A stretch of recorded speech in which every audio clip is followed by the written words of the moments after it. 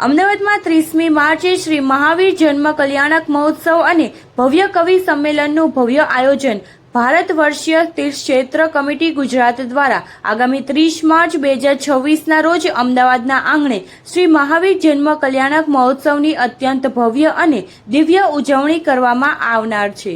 આ અંગે અધ્યક્ષ શ્રી પારસભાઈ જૈન બજ, ઉપાધ્યક્ષ શ્રી રાજેશભાઈ શાહ, મહામંત્રી શ્રી ઋષભકુમાર જૈન, સંયોજક શ્રી નરેશભાઈ શાહ તેમજ શ્રી રતનભાઈ પાટનીએ ઉપસ્થિત રહી મહોત્સવની રૂપરેખા આપી હતી। આ પ્રસંગે શિરોમણી સંરક્ષણ શોભાગમલજી કટારિયાએ પણ ખાસ માહિતી આપી હતી। पारस जैन, राजस्थान से बिलोंग करता हूँ। करीब 52 साल से अहमदाबाद में रहता हूँ और मेरे दिगंबर समाज की एक संस्था है जो पूरे भारतवर्ष के तीर्थों को संभालती है। मैं उसका अध्यक्ष हूँ। सर, जो प्रोग्राम होने वाला है इसके बारे में बताइए।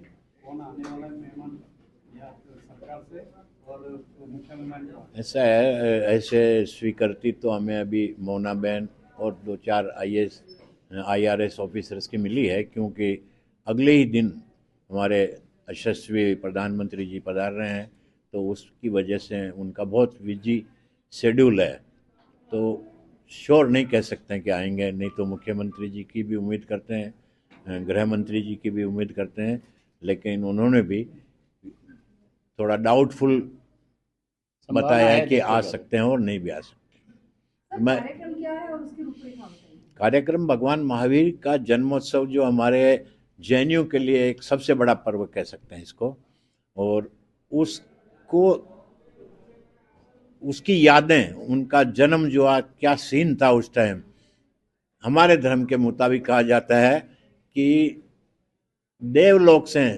सारे देवलोक धरती पे उस दिन वहाँ उपस्थित हुए थे जब उनका जन्म हुआ था। इसका मेन ऑब्जेक्टिव क्या है?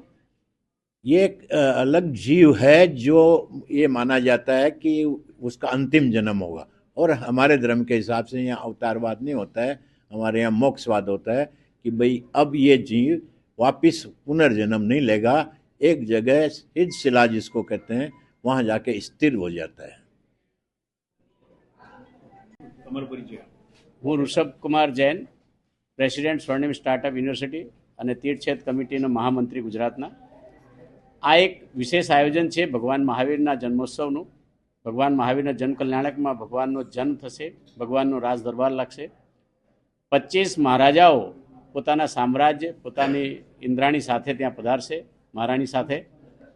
વિશેષ કાર્યક્રમ જે કરવામાં આવશે એ આ જે યુદ્ધનું આ જે માહોલ છે કે ચારે બાજુ હાહાકાર છે, એને શાંતિ માટે એક વિશેષ મંત્રોચ્ચાર થશે, આકાશવાણી થશે, દિવ્ય ધ્વનિ થશે અને પછી ભગવાનનો જન્મ થશે।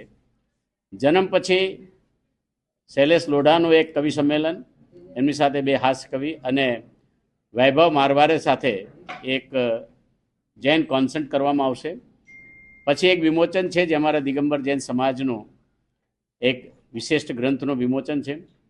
સૌથી મહત્ત્વનું આનો જે ઉદ્દેશ છે કાર્યક્રમનો કે અહિંસા પરમો ધર્મ, વિશ્વમાં શાંતિ થાય, અને ભારત સરકાર અને ગુજરાત સરકાર એવો પ્રયાસ કરે કે જૈન સમાજ દ્વારા એમનું નિવેદન કરવામાં આવશે કે તેઓ આ શાંતિ માટે કરે। આર્થિક રીતે બી દિગંબર જૈન સમાજ એમની સાથે છે। સૌ વખત આવા કોઈ પણ કાર્ય જ્યારે થશે તો દિગંબર જૈન સમાજ સરકાર સાથે રહેશે અને માનવતાને માટે સદૈવ હાજર રહેશે, એવો અમારો કાર્યક્રમ છે।